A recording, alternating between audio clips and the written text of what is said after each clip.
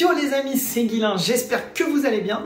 On se retrouve aujourd'hui pour une nouvelle vidéo un petit peu différente, vous le voyez au niveau du décor. J'ai tourné un petit peu la caméra et on fait les choses différemment parce qu'on est sur une vidéo différente. Effectivement, c'est la vidéo de mes achats Blu-ray 4K, coffret et steelbook du mois. Alors, pas forcément du mois. On va voir en termes de régularité et de tout ce que je reçois parce que j'aime bien faire des vidéos qui sont un petit peu longues où je peux prendre mon temps sur cette partie-là. C'est pas comme les critiques, j'aime bien vraiment vous parler tranquillement des films qui ont vraiment cette ambiance. On se pose les amis tous ensemble et on découvre des petits films. Je vous en fais découvrir, on discute pourquoi je les aime, pourquoi je les ai pris. Donc comme d'habitude, je vais vous expliquer un petit peu la chose. C'est mes achats des, on va dire, 2 à 3 derniers mois. Donc peut-être qu'à présent, je vais faire tous les trimestres selon les quantités d'achats ou ça sera un petit peu moins régulier. Quoique, je vous dis ça, la dernière vidéo date d'il y a 6 mois. Mais bon, dans mon idée, ça va être peut-être un petit peu moins régulier que ce que je voulais faire. Mais vous en aurez quand même de manière régulière. Donc, je vous le reprécise une fois de plus. Je suis, comme vous le savez déjà, un fan de support physique. J'aime avoir mon film chez moi dans les meilleures qualités possibles et le regarder dans une manière très optimale. Je vais souvent au cinéma parce que pour moi, il n'y a rien de mieux que le grand écran. Mais quand je vois par exemple des gens qui sont hyper heureux que dans quelques semaines, il va y avoir comme chaque année à Noël les premiers Harry Potter sur TF1 avec 4 pubs entre chaque et que ton film que tu peux regarder en 4K pour pas cher, en excellente qualité, tu es obligé d'attendre une fois par an, une qualité très moyenne sur ta télé ou sur ton ordinateur ou ton téléphone avec 4 pubs entre les deux, qu'un film de 2h15 il va te durer 3h20, franchement ça m'emmerde. C'est ce qui fait d'ailleurs que j'ai le coffret Harry Potter. Non, mais en dehors de ça, c'est pour ça que j'achète des films. Et donc, je le précise à chaque fois si c'est pas le cas, mais à part offre exceptionnelle, je vais vous citer par exemple la Fnac avec 2 achetés, 3 offerts, j'achète que des films que j'aime, que ce soit neuf ou en occasion, je vous le précise à chaque fois. Et donc là, vous allez avoir donc les, pour commencer, Blu-ray que j'ai acheté récemment. Un 4K, puisqu'il y en a un seul. Les coffrets, certains coffrets sont en 4K, d'autres sont en Blu-ray classique, donc je le préciserai à chaque fois. Et enfin les steelbooks, sachant que, si je me trompe pas, je crois que tous mes steelbooks sont en qualité 4K. Bref, on va commencer tout de suite sans plus tarder avec le premier film, Ambulance de Michael Bay. Ambulance avec Jake Gyllenhaal pour vous citer le personnage principal et l'acteur le plus connu, même s'il y a également Eiza Gonzalez et Yahya Abdul-Mateen que je ne connaissais pas du tout avant ce film, je préfère vous le dire. Michael Bay, c'est un réalisateur que j'aime beaucoup, j'aime énormément Armageddon, j'aime énormément le premier film Transformers, le 2 et 3 sont pas mal, même si je trouve qu'il y a quelques faiblesses et qu'il a trop écouté le public. Et il est revenu l'année dernière avec Ambulance. Pour ceux qui ont regardé mon top et flop 10 de 2023, il en faisait partie, c'était un des films que j'ai préféré. J'avais pas pris son steelbook parce que j'étais pas fan du visuel et donc j'ai attendu, comme vous le voyez, quasiment 1 an depuis la sortie du film de pouvoir l'avoir soit d'occasion, soit avec une offre spéciale.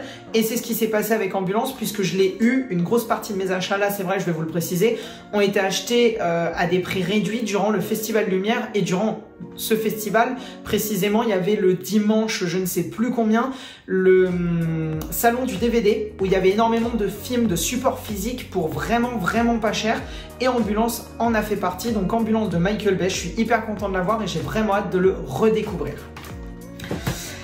Le second film d'un réalisateur qui fait extrêmement parler et pas en bien et déjà que je l'aimais pas beaucoup, maintenant je le déteste. Mais j'ai pris ce film d'occasion, je voulais pas l'acheter neuf justement pour l'une de ces raisons. Et pas pour le réalisateur, mais surtout pour l'un des acteurs secondaires, c'est Anna de Luc Besson, parce que Cillian Murphy. Je suis un amoureux de Cillian Murphy, j'ai regardé toutes les saisons de Peaky Blinders, vous allez le voir juste après. J'ai enfin réussi à avoir le coffret de 2 films, dont l'un dans lequel il joue, que je cherchais depuis vraiment des années. Et donc, vu que c'est l'un des films de Cillian Murphy où j'aime l'acteur et j'aime plutôt bien le film, j'en ai un bon souvenir même si je l'avais vu que à sa sortie. Je suis content quand même pour la filmographie de Cillian Murphy d'avoir ce film, même si j'aimerais qu'on puisse rayer à tout jamais le nom de Luc Besson de la carte du cinéma français.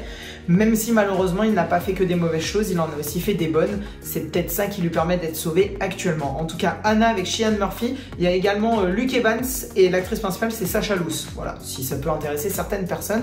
C'est si jamais vous connaissez pas, c'est un pur thriller où on suit ce personnage de Anna qui est une infiltrée, une sorte d'agent secrète pour la Russie, et elle va se retrouver dans une nouvelle mission. J'ai vraiment un bon souvenir de ce thriller, donc voilà, Anna de Luc Besson.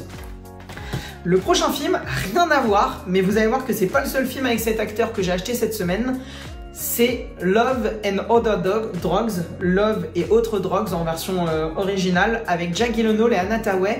C'est l'une de mes comédies romantiques préférées. Je trouve que l'humour autour de la sexualité sur ce film fonctionne super bien. La relation entre les deux personnages et l'acting, que ce soit d'Anna Thaoué, qui, si je me trompe pas, est l'un de ses premiers grands rôles, en tout cas l'une de ses premières grosses productions, et Jake Gyllenhaal qui fait ce film quelques années après Donnie Darko. Vraiment, je suis un amoureux de Anna Thaoué, et pour moi c'est la meilleure Catwoman qu'on ait au cinéma, et je suis surtout un grand fan de Jake Gyllenhaal, comme beaucoup de gens. C'est un acteur vraiment qui choisit bien ses rôles, et pour le coup je suis pas du tout un fan des comédies américaines. L'humour américain est un humour qui me fait pas beaucoup rire, sauf quand ça va vraiment dans l'extrême, comme par exemple un Scary Movie ou un Very Bad Trip. Là pour le coup, en comédie romantique, je trouve que ça fonctionne super bien et je vous conseille vraiment, si vous l'avez pas vu, de voir ce film, Love et autres drogues. Le prochain film, plus pour la performance de l'acteur déjà physique que réellement pour le film, c'est The Machinist de Christian Bale. C'est l'un des rares films que j'ai acheté sans le connaître, et d'ailleurs si vous êtes intéressé, n'hésitez pas à aller sur mon Instagram, j'en ai fait une critique plus particulière et plus en détail, mais j'ai découvert le film le soir même où je l'ai acheté. Il fait partie de ces films que j'ai acheté durant le Festival Lumière à prix réduit. En plus c'est un film qui est difficile à trouver, j'ai cru comprendre, surtout dans ce master là. Et le film est un bon thriller, mais il m'a pas effectivement transcendé. Je le re-regarderai peut-être un jour, dans 5 ou 10 ans. C'est surtout, comme vous le savez, Christian Bale qui se retrouve là, un personnage qui fait je crois 50 kilos tout mouillé, un vrai cadavre sur pattes, en tout cas physiquement c'est un vrai squelette. Et déjà le voir dans cet état, c'est très dérangeant, surtout quand on voit des rôles où il a été même pour certains en surpoids, ou même extrêmement costaud et musclé, une montagne de muscles comme dans la trilogie Batman de Nolan. Donc c'est intéressant de le voir physiquement comme ça. Le film tourne autour justement de son aspect physique et d'une certaine dépression et de choses plus ou moins particulières qui se passent autour de lui. Est-ce que ça se passe vraiment? Est-ce que ça se passe dans sa tête? Le film est plutôt sympa, comme je vous dis. J'ai vu le retournement venir et j'ai pas eu cet effet waouh que je peux avoir sur certains grands thrillers comme, pour citer les plus grands, Seven ou Shutter Island. Donc effectivement, c'était un bon film, je peux pas dire le contraire. Maintenant, je pense que si je l'avais vu chez moi, typiquement sur une plateforme type Netflix, Amazon Prime ou autre, je suis pas sûr et je pense pas d'ailleurs que je l'aurais acheté. Maintenant, il est là, j'aime beaucoup Christian Bale, je l'ai découvert grâce à ce support physique, donc je vais le garder. Mais effectivement, The Machinist, c'est pas mon film préféré, mais ça reste un très bon thriller. Prochain film d'animation, Vaiana. Version française, enfin le Blu-ray Amaray classique dans cette collection des Disney classiques de Disney. D'ailleurs Disney qui va arrêter de produire ses supports physiques, ils ont délégué ça, ils ont vendu les droits à ESC Distribution, voilà pour la petite info pour ceux qui ne le savaient pas. Et donc ce Disney classique, principalement pour ma copine qui aime énormément Vaiana, mais il faut que je l'avoue, même si dans l'histoire c'est pas celui qui m'a forcément le plus transcendé, visuellement c'est l'un des Disney qui m'a le plus scotché là dans ce film là, surtout après 2-3 films où j'avais commencé à avoir un peu de mal avec Disney. Là j'ai vraiment eu ce sentiment de ils ont mis les moyens pour vouloir nous faire un bon film. Et pour le coup, Vaiana, c'est avec grand plaisir que je vais le redécouvrir en format physique puisque je l'avais découvert sur la plateforme Disney+. Et je suis plutôt content de l'avoir. J'ai pas énormément de Disney dans mes Blu-ray. Et celui-ci, je suis content de l'avoir et fait partie de ceux que je voulais me procurer. Pareil, une belle occasion. Il y avait en vente quasiment tous les Disney classiques au Festival Lumière. Celui-ci, pour vous dire, je l'ai eu à 5 €. Donc pour 5 €, j'en ai pris qu'un parce que les autres, je les avais dans d'autres formats. Si un jour je vous fais une présentation de l'ensemble de ma collection, vous verrez lesquels je parle. Mais donc voilà, Vaiana en version classique, un excellent Disney pour ceux qui ne l'ont pas vu, foncez. Le prochain film, et je vais le découvrir là dans quelques jours pour Halloween, c'est The Witch de Robert Eggers. J'ai The Lighthouse que je trouve monumental avec Robert Pattinson et William Dafoe. J'ai eu un énorme coup de cœur l'année dernière pour The Northman, qui est le 3e film de son réalisateur. The Northman qui était dans mes coups de cœur, que j'ai acheté en 4K et que j'ai loupé. D'ailleurs, si vous l'avez et que vous voulez le vendre, je suis très preneur. On peut s'arranger sur Vinted ou n'importe quoi d'autre. Je recherche vraiment activement le steelbook de The Northman que je trouvais magnifique. Et en fait, ce qui s'est passé, c'est que le steelbook, en à peine une semaine, avait sauté et j'ai rattrapé le film peut-être un mois après sa sortie. Je l'ai vu dans les dernières semaines d'exploitation qui lui restaient. J'avais pas réussi à trouver le temps. J'ai adoré le film, j'ai voulu me procurer le steelbook, introuvable. Donc j'ai acheté quelques mois après le 4K qui est dans ma collection. Et donc, je me suis dit, j'adore ces deux premiers films, je veux découvrir son premier The Witch. Il était là aussi au Festival Lumière, je l'ai eu pour, je crois, 8 ou 9 euros en neuf. Hein. Là, pour l'instant, tous les Blu-ray que je vous parle sont achetés neufs.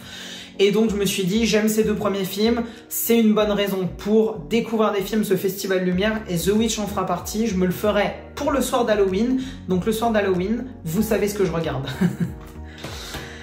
Le prochain film, qui est un film extrêmement fun et que j'aime vraiment particulièrement et qui est une petite pépite que je vous conseille de voir si vous l'avez jamais vu, c'est Small Soldiers de Joe Dante. Joe Dante, pour vous la faire simple, c'est tout simplement le réalisateur de Gremlins, qui est, comme vous le savez, l'un de mes films préférés. Vous le voyez juste là. Le petit gizmo, oh là j'ai du mal avec la perspective, le petit gizmo qui est juste là. J'ai une version steelbook magnifique de Gremlins premier du nom. Le 2 est jamais sorti en steelbook d'ailleurs, je suis en train de me dire, j'aimerais bien, ça me ferait vraiment plaisir de l'avoir aussi. Mais donc Small Soldiers que j'ai déjà vu, que j'aime vraiment bien, que je préfère Gremlins, même si on ressent vraiment la patte entre les deux films. Pour vous la faire très simple, le film est hyper fun.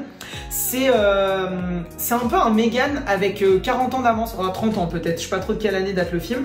C'est un Toy Story si les figurines avaient pris de la coke.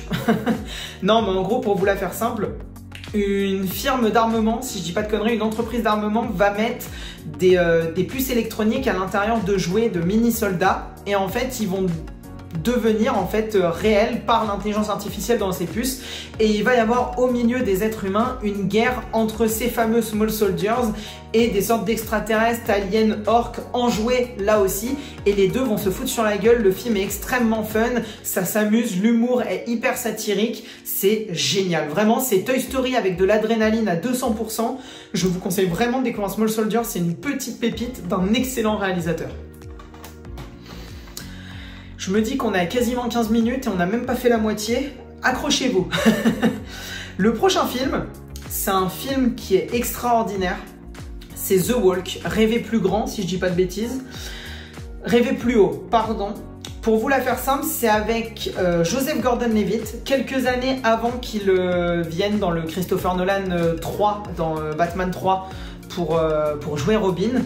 Il nous a fait The Walk et en fait l'idée de ce film, enfin l'histoire de ce film, c'est basé d'une histoire vraie. C'est un funambule, si je dis pas de bêtises d'ailleurs français, qui s'était donné pour objectif, même si c'était illégal, de faire voilà, une énorme marche non accrochée, donc vraiment en pur funambulisme, entre les deux tours du World Trade Center. Donc ça se passe, si je dis pas de bêtises, dans les années 90, 2000, ah non, 70. Ah, peut-être 70 alors, je sais pas. Ouais, peut-être 70. Bon, enfin bon. Voilà, ça se passe évidemment avant l'attentat de septembre 2001. Avant les attentats de 2001. Mais donc, on a à la fois cet hommage au World Trade Center, à ces deux tours qui sont vraiment magnifiés dans ce film, et également cet exploit surhumain de comment il a réussi à le faire alors qu'il n'avait aucune autorisation et aucun droit de faire ça, et comment il le fait en s'en sortant vivant, comment il a réalisé l'un des plus grands exploits humains sportifs. Je sais pas si on peut utiliser le terme parce que c'était pas très légal, mais c'est quand même le cas. Le film est génial, vous avez pas de quoi vous ennuyer parce qu'il dure vraiment pas si longtemps que ça, et même s'il durait longtemps, ce serait pas un problème. Et d'ailleurs, c'est réalisé par Robert Zemeckis, j'avais complètement oublié, donc le papa de Forrest Gump. Donc voilà, vous devez voir ce film et c'est l'un pour moi des meilleurs rôles de Joseph Gordon-Levitt, donc vraiment c'est une pépite The Walk, si vous l'avez pas vu, regardez-le. Le prochain film, un film français avec un Blu-ray qui n'est pas bleu mais qui est rose, Tout ce qui brille, avec Leila Bekti et Géraldine Nakache. Je suis un amoureux de Géraldine Nakache et je trouve que c'est, sur les 20 dernières années, c'est dans le top des meilleures comédies françaises qui est sorti. C'est très drôle, c'est touchant, le personnage d'Alexandra Lamy est hilarant. Et cette amitié entre les deux personnages de Leila Bekti et de Géraldine Nakache, c'est Ellie et Lila, voilà, qui se connaissent depuis qu'elles sont toutes petites et qui font les 400 coups ensemble. Ça marche super bien, ça fait des scènes qui sont à mourir de rire. C'est une excellente comédie française que je vous conseille de découvrir ou de redécouvrir, Tout ce qui brille. Et c'est d'ailleurs réalisé par Géraldine Nakache, pour information. Le prochain film, là aussi l'un de mes coups de cœur de l'année dernière et d'ailleurs l'une des vidéos qui a le plus fonctionné sur ma chaîne et donc forcément je me devais de l'acheter, c'est le film Là où chantent les écrevisses, inspiré, réalisé et basé d'une œuvre littéraire qui a été renommée mondialement. La bande-annonce me donnait extrêmement envie. Ma copine, à l'époque, lisait le livre et le hasard faisait que j'ai vu la bande-annonce comme ça. Elle m'a dit « on fonce, on va le voir ». Je ne parlerai pas d'adaptation parce que j'ai pas lu le livre, mais à part quelques moments, j'ai entendu dire de ces dires que c'est vraiment, vraiment fidèle. Mais pour le coup, que ça le soit ou pas, ça reste un super bon film qui nous parle en fait pour vous donner un petit peu envie, mais je vous laisse aller voir ma critique de l'époque si vous voulez plus de détails. L'idée, c'est que ce personnage principal est une sorte de marginale. Elle vit dans un marécage au fin fond de la campagne de la Caroline du Nord, si je dis pas de bêtises. Ouais, c'est ça. Dangereux marécage de Caroline du Nord. Ouais, c'est ça. Putain, j'ai une bonne mémoire, parce que je l'ai pas revu depuis quasiment 6-9 mois, ce film. Et en fait, sa famille va au fur et à mesure la délaisser, sa mère va partir, son père va partir et elle va décider de rester. Elle va être une marginale habitée à 5-6 km à peu près de la ville la plus proche. Elle va simplement aller dans une petite épicerie au bord de la rivière du marécage pour acheter le minimum pour qu'elle puisse vivre. Et elle est connue dans son village comme étant il y a une fille du marécage, etc. Elle va avoir des relations, elle va rencontrer deux hommes à des périodes relativement proches mais à deux moments différents. Et l'un d'eux va être retrouvé mort au niveau du marécage et elle va être accusée. Et on va suivre donc le procès de cette fille pour savoir si effectivement c'est elle qui a tué ce jeune homme. Et en même temps, on va avoir plein de scènes flashback pour comprendre sa vie, la vie qu'elle mène, la relation qu'elle a eue avec chacun de ces deux garçons, ce triangle amoureux qui a eu lieu. Et la fin nous laisse un certain questionnement. On n'est pas sûr de la finalité de l'histoire, de si le procès a eu raison ou tort dans la finalité. Mais en dehors de ça, le film rend super bien hommage à ses décors. Vraiment, moi, ce qui m'a vraiment bluffé, c'est les décors de ce marécage. On se sent vraiment isolé comme elle. Le personnage principal est super attachant. C'est une superbe œuvre, une petite pépite du cinéma américain. Et vraiment, je vous conseille de découvrir Là où chantent les écrevisses. Si vous n'avez pas l'opportunité de l'avoir en Blu-ray, même si je sais que c'est un Blu-ray facilement trouvable et qui coûte pas très cher, il était il y a quelques semaines encore sur MyCanal. Il est peut-être encore trouvable. Donc voilà, moi, je vous conseille vraiment de découvrir ce film. C'est une belle pépite. Le prochain film, Kingsman, première mission. J'ai les deux premiers Kingsman. J'aime énormément le premier Kingsman de Matthew Vaughn. J'avais un petit peu moins aimé le deuxième, mais vu que j'aime énormément Channing Tatum, ça remontait le niveau même si on le voyait quasiment pas. Et j'ai été impressionné par ce nouveau Kingsman qui allait un peu plus loin dans la surenchère, qui allait un peu plus loin dans le quasi grotesque, j'ai envie de dire, avec ce personnage russe par exemple. Et ça fonctionnait. Je trouvais qu'il arrivait, comparé aux deux qui étaient vraiment une suite totalement directe au premier Kingsman, je trouvais que là, avec ce première mission, il arrivait à renouveler son genre et pas nous faire un troisième film un peu identique. J'aime beaucoup le cinéma de Matthew Vaughn, même si ce qu'il a dit sur Star Wars il y a quelques jours est une aberration. Il ne faut surtout pas rebooter Star Wars, surtout vu tout ce qu'il y a à dire au niveau de l'univers étendu. Et on ne reboot pas le plus grand chef-d'œuvre de l'histoire du cinéma. Il n'y a pas de débat là-dessus, je vous le dis tout de suite. Mais donc voilà, Kingsman pour terminer la trilogie. J'ai hâte d'avoir la suite de ce Kingsman première mission, puisqu'il a annoncé qu'il y aura un 4, mais qui sera en réalité la suite de celui-ci. Donc voilà, Kingsman première mission de Matthew Vaughn. Le prochain film, là aussi, sûrement pour moi le meilleur film français sorti l'année dernière, Simone, le voyage du siècle. C'est très simple, c'est l'histoire quasiment de sa naissance à sa mort de Simone Veil, l'une des plus grandes politiciennes et j'ai même envie de dire l'une des plus grandes femmes françaises.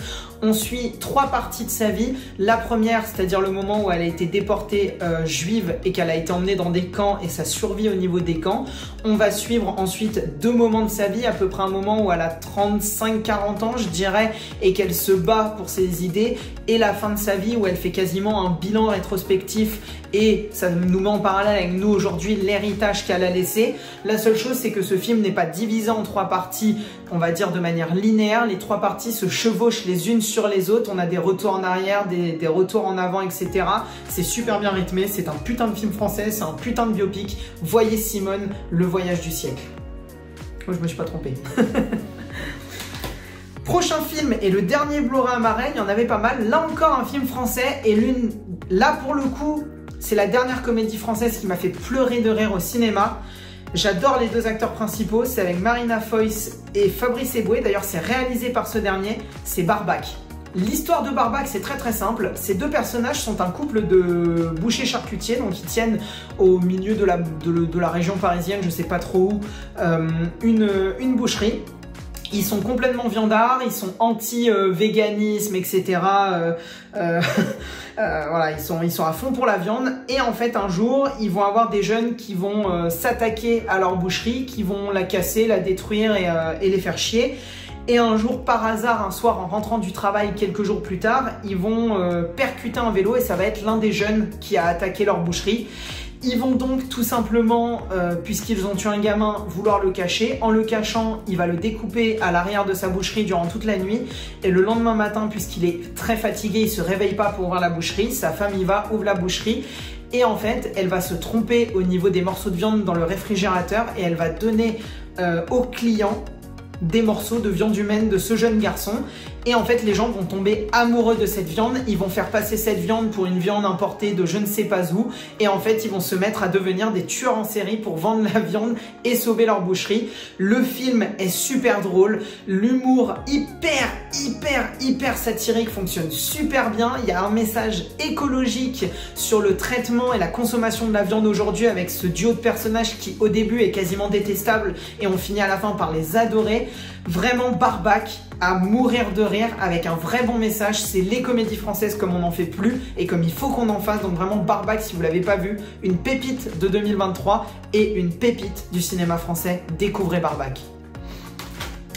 Le seul et unique 4K de ces achats, là aussi un 4K que j'ai acheté neuf, le tout premier film de Jake Gyllenhaal, j'en ai parlé il y a quelques minutes, Donnie Darko. Donnie Darko, pour vous la faire simple, c'est un thriller où un jeune homme va être dans un état semi-dépressif, va commencer à prendre des médicaments et en fait aller voir une psy. Et il va avoir ce fameux lapin complètement morbide qui va se mettre à lui parler, à être entre guillemets son nouveau meilleur ami. Et il va y avoir une histoire de fin du monde. Entre fantastique, thriller psychologique et angoisse, le film nous fait passer un petit peu partout. C'est un très bon film, une bonne... Je sais pas si c'est une pépite parce qu'en fait, dans la sphère des gens qui le connaissent, je crois que tout le monde l'adore, mais j'ai l'impression que peu de gens l'ont vu, donc vraiment, si vous l'avez pas vu, découvrez Donnie Darko, c'est un très bon film. On passe maintenant au coffret. Dans les coffrets, il y a un petit peu de tout. Je vais commencer par là, une magnifique édition de ESC, les fameux qui vont faire à partir de l'année prochaine les nouvelles productions Disney.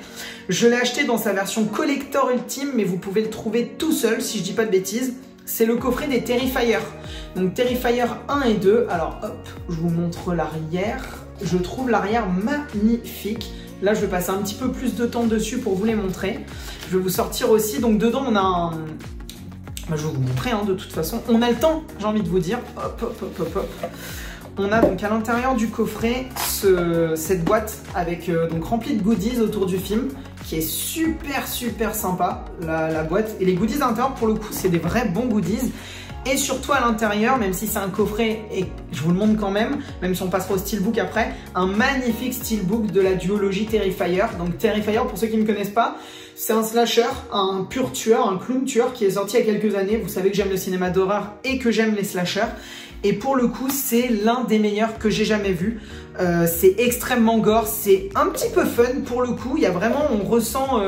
pas mal le côté scream, je trouve, dans les morts et dans le côté fun des morts. C'est un très bon film d'horreur avec ce clown tueur qui rappelle énormément dans son design, pour ceux qui ont vu la saison 5, si je dis pas de bêtises, de American Horror Story, qui se passe dans un cirque avec là aussi ce mec complètement fou qui met un masque de clown. Le film est vraiment génial, c'est un super slasher.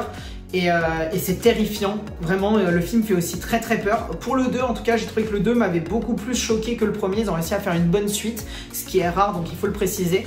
Donc le magnifique coffret Terrifier, et avec ça ESC propose dans ses éditions ultimes des versions VHS de ces films. Donc j'ai également les deux cassettes, la 25 et 26 si je dis pas de bêtises, de Terrifier. Donc voilà, pour la collection et pour le visuel de mon armoire, c'est plutôt sympa, même si ça sert pas à grand chose, je vous l'accorde. Là, on va passer à deux petits coffrets. Le premier, parce que je les ai jamais eus, là aussi, je l'ai acheté durant le Festival Lumière et il m'a coûté 7 €. Je suis super content. C'est la trilogie OSS 117. Après réflexion, j'ai pas aimé le 3. J'ai d'ailleurs aucune envie de le revoir, j'ai aucun souvenir. Je me suis refait le 1 et je pense que mon préféré est le 2 pour le coup. Je me suis refait le 1 là il y a quelques jours. Mais les deux premiers réalisés par Michel Hazanavicius sont là aussi des superbes comédies françaises. Donc OSS 117, je cherchais le coffret depuis longtemps et là pour pas cher et en neuf, j'ai pas hésité une seule seconde. Donc OSS 117, classique, j'ai envie de dire. Arrivé ce matin, ils sont tout récents, là c'est l'un des rares que j'ai eu d'occasion, je le cherchais vraiment depuis des années, c'est le coffret des films 28 jours et 28 semaines plus tard, le premier film étant donc 28 jours plus tard avec Cillian Murphy, c'est pour ça que je vous en parlais tout à l'heure avec Anna. Le truc c'est que j'ai jamais eu de mal à trouver 28 semaines plus tard dans le commerce, mais j'ai jamais trouvé avec 28 jours plus tard. Et je me suis dit, si un jour j'achète un coffret, j'ai pas envie d'acheter 28 semaines plus tard, prendre le coffret et devoir le revendre. Donc j'ai attendu. Et là j'ai trouvé sur Vinted ce coffret pour un petit peu moins de 10 €. Je suis super content. Et donc ce fameux 28 jours plus tard avec Cillian Murphy, un putain de film de zombies. Les deux, hein, c'est des super films de zombies virus. C'est génial. C'est réalisé par Danny Boyle pour le premier, qui est donc le réalisateur de Trainspotting, pour ne citer que lui. Et vraiment 28 jours et 28 semaines plus tard, c'est deux super films de zombies, deux super films d'horreur. Et je me rends compte que cette semaine, sur les présentations, on est, je pense, sur un beau 50%, c'est de la comédie française ou du film d'horreur. Donc comme ça au moins, vous savez à peu près le style que j'aime. Ou plutôt que le cinéma n'arrive pas à faire autre chose de bien que ça. Enfin bon, 28 jours et 28 semaines plus tard, je suis hyper heureux d'avoir ce coffret. C'est pas la plus belle pièce de ma collection, mais pour l'attente que j'avais de l'avoir, je pense que c'est la pièce que je suis le plus fier de vous présenter et pourtant c'est l'une des plus simples. Et donc le dernier, une édition hyper particulière, là je l'ai rangée, je vais pas vous la sortir. C'est une édition qui me tient à cœur. Si vous ne connaissez pas, il y a une chaîne YouTube qui s'appelle Les Gardiens du Cinéma. J'avais d'ailleurs eu l'occasion de faire une vidéo, enfin un live sur Twitch et ensuite une vidéo qui est d'ailleurs sûrement trouvable sur le YouTube de Pellicult, avec l'un des gardiens du cinéma, Jules, et les gardiens du cinéma, représentés principalement par Sylvain, se sont mis à devenir une boîte de production puisqu'ils supportent le support physique. Et donc ils ont produit leur tout premier film, ils ont acheté les droits pour Jeepers Creepers 2 et ils nous ont fait une édition qui est mais vraiment magnifique. Je l'ai tout de suite rangé, protégé dans sa pochette. Donc voilà, vous le voyez juste ici, produit par la boîte de production Les Gardiens du Cinéma. J'essaie de ne pas vous mettre de reflet. Donc voilà, des youtubeurs français qui ont commencé comme moi ici à faire des vidéos. Sylvain tout seul qui s'est mis ensuite à se retrouver à plusieurs. Ils parlent de cinéma et encore aujourd'hui ils font des vidéos hyper intéressantes où ils défendent et ils parlent de support physique mais également des films récents qu'ils ont vus. N'hésitez pas à aller les voir si vous ne les connaissez pas. Et là, ils nous ont sorti leur première édition de Jeepers Creepers 2 dans une édition magnifique. À l'intérieur, c'est un steelbook qui est superbe. Il y a un petit livret, il y a des bonus qui n'ont jamais existé. Et le film n'existait pas en France. Donc en plus, ils ont vraiment fait une belle pépite pour les collectionneurs. Pour les souvenirs, j'ai pris, même si je vous l'avoue, je n'ai jamais vu Jeepers Creepers. Voilà, il fallait que je le précise. C'est vraiment un pur soutien à ces youtubeurs que je regarde depuis des années, à Sylvain que je regarde depuis des années, à Jules que j'ai eu l'occasion de rencontrer. Et aimant le cinéma d'horreur et étant intrigué par cette trilogie, si je dis pas de bêtises, de Jeepers Creepers, je me suis dit pourquoi pas. Donc là, ça va me forcer à découvrir le premier et ensuite à regarder cette magnifique édition. Il y a eu que des bons retours sur la partie technique de ce qui a été fait au niveau du master et du sonore. Donc voilà, Jeepers Creepers 2 par et pour les passionnés, par des passionnés. Ça pourrait être un bon slogan pour eux. Et là on va arriver au petit dernier, on est à 1, 2, 3, 6 films. Ça va, je vous embête encore pas trop longtemps. Là on est sur les plus belles pièces entre guillemets, c'est les steelbooks. Voilà, puisque j'en achète énormément, mais que de films que j'adore énormément. Et donc on va commencer avec un steelbook pour lequel je vous le présente tout de suite parce que je suis extrêmement déçu. Alors j'essaye sans les reflets parce que comme vous le voyez, pour les protéger des rayures, dès que je les achète, je les mets tout de suite dans une pochette. Les pochettes, je les achète sur, je sais même plus comment ça s'appelle, Blue Cat je crois, ou un truc comme ça. Ça coûte pas cher, j'en ai genre 100 ou 200 pour à peine 10 balles. Donc voilà, en fait je protège mes steelbooks avec ça. Donc là effectivement, vu que c'est un steelbook qui est tout noir, il y a pas mal de reflets. Vous l'avez remarqué, c'est le steelbook de Super Mario Bros. Je l'ai précommandé, je suis allé voir le film le jour de sa sortie. Le jour de sa sortie, Fnac avait annoncé qu'un steelbook allait arriver. Je l'ai précommandé le jour même sans le visuel. Un mois après, ils ont annoncé le visuel. Je me suis dit, tant pis, je l'ai précommandé, je le garde. Le visuel est dégueulasse. Vraiment, ce champignon sur un fond noir, je suis extrêmement déçu de ce steelbook de Super Mario Bros. Je l'ai gardé dans ma commande, je l'avais anticipé et malheureusement, c'est aussi parfois on se fait avoir. Il est pas moche en soi, mais avec le potentiel de couleur qu'a Super Mario Bros, mettre un petit champignon sans aucun relief, sans rien sur un fond noir, c'est le minimum. Et vraiment, là, pour le coup, je trouve qu'on s'est vraiment foutu de notre gueule. Universal, ils se sont foutus de notre gueule sur ce steelbook. Le film, néanmoins, est un des meilleurs films sortis cette année et un putain de bon film. Le film Super Mario Bros, pour le risque que c'était, c'est super réussi et j'ai hâte, s'il y en a une, d'avoir la suite. Le prochain steelbook, lui, pour le coup, je le trouve vraiment magnifique. C'est le steelbook du film Megan. Là aussi, un film sorti l'année dernière. Alors attendez, je vais essayer de vous le montrer sans trop parler.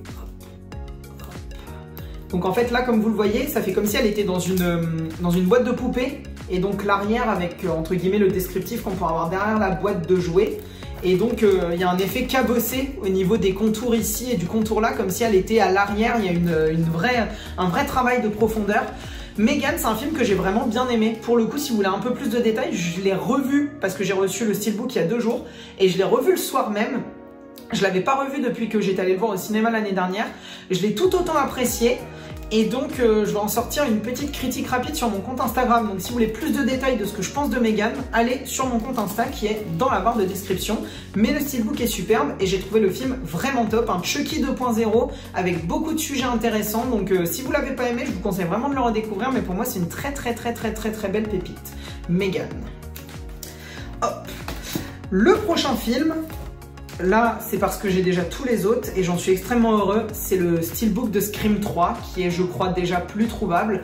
Le seul petit défaut de ce steelbook, donc avec la phrase derrière You're not going anywhere Sydney, l'une des phrases choc de ce Scream 3 lorsque le tueur appelle Sidney Prescott.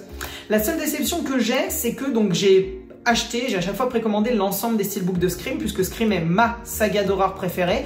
Oui, le 5 et le 6 sont des très bons films Scream et des très bons films d'horreur et j'emmerde ceux qui n'ont pas aimé. Non, je plaisante. On va peut-être pas être vulgaire non plus, mais c'est des très bons films d'horreur et vraiment, c'est des très bons films Scream tout court, le 5 et 6. Et du coup, ils nous ont sorti en même temps que ce 5 et 6 des steelbooks remasterisés avec les 4K du 1, 2 et là il y a le 3 qui vient de se terminer, donc il nous manque plus le 4 que j'attends. J'ai vu aucune annonce pour l'instant, mais le jour même où il est annoncé, il est précommandé. Donc là, à part le 4, j'ai l'entièreté de la saga Scream dans les derniers steelbooks et en fait ils ont créé les mêmes designs, c'est-à-dire que devant on avait toujours ces designs un peu sobres et hyper sympas. Je sais pas si vous le voyez, mais dans l'œil de Sidney, il y a le personnage de Scream. On voit le tueur, le masque du tueur. Je vais essayer de vous le rapprocher un petit peu. Je sais pas si vous verrez. Hop là. Ouais, je pense que là, vous voyez un petit peu. Et donc, vraiment, le design est génial. Le steelbook est magnifique. Et à l'arrière, cette fameuse phrase à chaque fois avec un objet important du film en question. C'est ça sur tous les steelbooks. Mais la seule chose, c'est que tous les autres sont noirs, ce qui fait qu'ils ont dans la collection tous ça fait vraiment la saga Scream avec le même design, le même visuel et tout. C'est génial. Et celui-là, ils l'ont fait en rouge. Voilà, ils ont un peu craqué leur slip. Ça casse un petit peu dans la partie visuelle de la collection, mais je le trouve quand même super beau en rouge et je le trouve presque plus beau que s'il était en noir. Et je suis vraiment content d'avoir ce Scream 3. Découvrez ou redécouvrez la saga Scream. Et pour les collectionneurs, c'est vraiment, je pense, une très belle pièce. Le nouveau film, acheté lui au niveau du Festival Lumière et j'en suis hyper heureux, c'est l'un de mes films préférés. Je l'ai découvert il y a très peu de temps, il y a peut-être 3 ans, je dirais 4 ans à la période Covid. Et ça a été une claque, j'ai pleuré, j'ai été scotché par le film pendant vraiment plusieurs minutes. C'est Le Tombeau des Lucioles, un film de Miyazaki. Et en fait, je l'ai en Blu-ray classique. Et là, je suis tombée pour pas cher sur ce steelbook durant le Festival Lumière.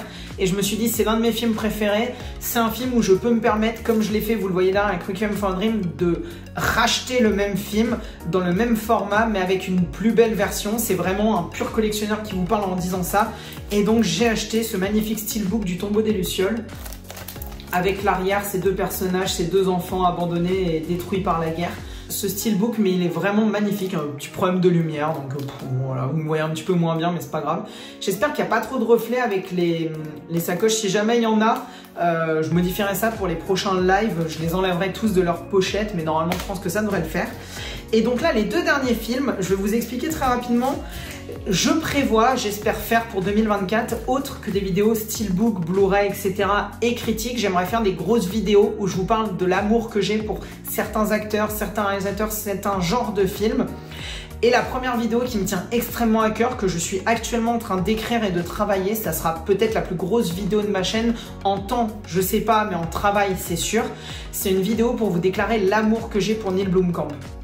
Et donc, j'aime ces 3 films. On oublie Démonique, mais on en parlera dans la vidéo. Neil Blomkamp, pour ceux qui ne savent pas, c'est le papa de District 9, le réalisateur de District 9, qui ensuite nous a fait Elysium avec Matt Damon et Chappie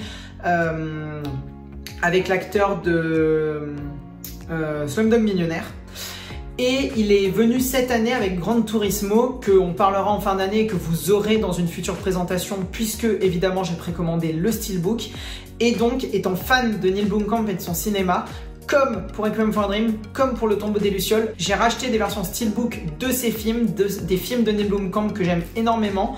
District 9, malheureusement, parce que je le prends aussi par rapport au visuel, là c'est vraiment purement visuel, pas forcément la qualité du film à l'intérieur. District 9, il n'y a aucun, je trouve, beau steelbook qui est sorti pour l'instant, donc c'est le seul que je n'ai pas racheté, mais je vais vous les montrer ensemble. Elysium et Chappie. Voilà, j'ai racheté des steelbooks que j'ai trouvé donc les 2 d'occasion, pas chez le même vendeur, les 2 sur Vinted. Je vais vous les présenter l'un après l'autre. Donc Chappie, comme vous voyez juste ici, il n'y a aucun titre, il est juste sur le côté avec ce personnage de Chappie qui dessine sur les murs et l'arme sur le côté. Enfin vraiment le steelbook, je le trouve, Chappie, j'en suis tombée amoureuse, surtout de l'arrière. Le film est génial, hein. Vraiment Chappie c'est sous-côté, faut vraiment que vous le revoyez. Elysium est vraiment hyper joli sur la face avec un petit effet vraiment quasiment un effet un peu vintage, un peu rétro sur l'avant. Donc il est vraiment cool, sans cabossage, hein, il est vraiment hyper lisse. Et à l'arrière, on est sur cette ville dystopique et ce vaisseau qui est prêt à s'envoler vers l'Elysium. Donc voilà, j'espère que vous voyez vraiment bien. Allez, vous savez quoi? Je vous fais plaisir, ceux-là, je les sors de leur pochette pour vous les montrer. J'en suis vraiment très heureux de les avoir. Je les ai pas eu pour très cher, Chappie un petit peu plus que Elysium. Ah, voilà. Ah ouais, vous voyez quand même beaucoup mieux, c'est beaucoup mieux comme ça. Hop, regardez-moi ça. Avec l'Elysium là en fond, dans les nuages, c'est vraiment joué en plus avec la lumière de la caméra, c'est génial. Le film est magnifique. Je vais vous montrer aussi Chappie qui vraiment est un énorme coup de cœur. Ce sera le dernier film, effectivement, de cette collection. Et en vous le montrant, je vais vous dire en même temps au revoir. Voilà, donc j'attends Gran Turismo pour pouvoir avoir les 3 films de Neil Blomkamp. Et donc on terminera après, s'ils en ressortent un, que ce soit en version anglaise, une belle version, ou alors en France un jour de District 9, je le prendrai pour avoir l'entièreté de la collection. Et donc à l'intérieur, je vais vous le montrer parce que celui-là est vraiment sympa à l'intérieur. C'est les dessins qui sont faits par les 2 artistes qui jouent les 2 personnages principaux dans le film Chappie. Et donc voilà, donc Chappie et Elysium, je suis super content d'avoir ces 2 versions. Je suis super content d'avoir acheté tous ces films. Comme vous l'entendez, à part un, c'est que des films que j'ai vus et que j'aime. Donc voilà les amis, cette vidéo est terminée. Elle était un petit peu longue, j'espère qu'elle vous aura plu. Dites-moi ce que vous avez pensé de chacun de ces films, de ces versions. Si vous aussi, vous achetez du format physique, du support. Et on peut évidemment en discuter en commentaire sans aucun problème. Si cette vidéo vous a plu, mettez un pouce bleu. C'est comme ça que ça permet de soutenir et de montrer que j'apprécie. Je suis toujours à la recherche, hein, je le reprécise, de 2 ou 3 films. Donc n'hésitez pas, hein, si vous avez The Northman en version steelbook et que vous le revendez pour pas cher, je suis là. Hein. Mais mis à part ça les amis, abonnez-vous, mettez un commentaire, mettez un like et surtout prenez soin de vous. Regardez des films et achetez-les même si vous voulez. Et surtout n'oubliez pas, les regarder c'est bien, mais les comprendre c'est mieux. Ciao ciao les amis.